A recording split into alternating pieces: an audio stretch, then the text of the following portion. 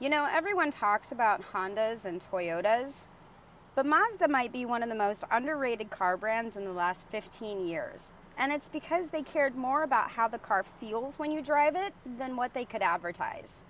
And the second that you drive it, you're going to understand why. And you're going to realize that most other car companies are just really good at marketing. And that's no accident. Most brands in the 2010s were chasing the same thing. More horsepower, more tech, and more features. Things that look good online and even better in ads. But that's not what you actually feel when you're driving. And here's what most people don't know.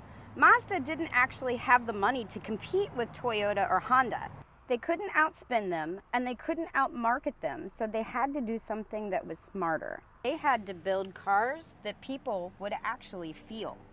So instead of chasing big numbers or trying to jump into expensive hybrid systems, they focused on making everything better, lighter, more efficient, and more responsive. And that's where Skyactiv technology came from. Lighter, more efficient, and more responsive, higher compression engines with better balance and tighter steering.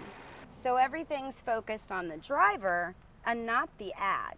And this is where it really starts to show, the CX-9. The CX-9 has a 2.5-liter turbocharged engine that pushes 227 horsepower straight from the factory. This is a third-row SUV that doesn't drive like one.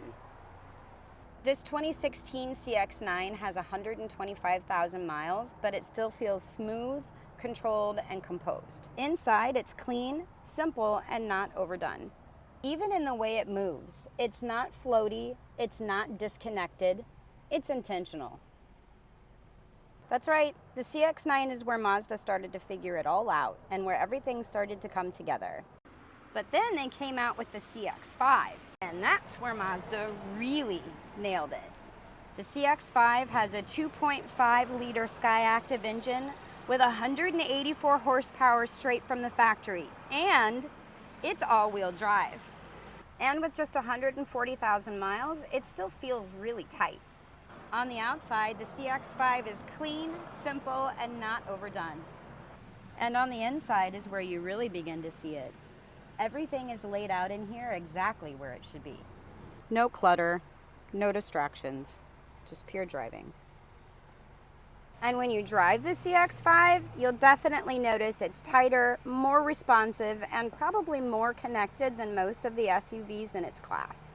Yeah, this is the one where you go, okay, I get it. Now, Mazda never tried to out-advertise anyone.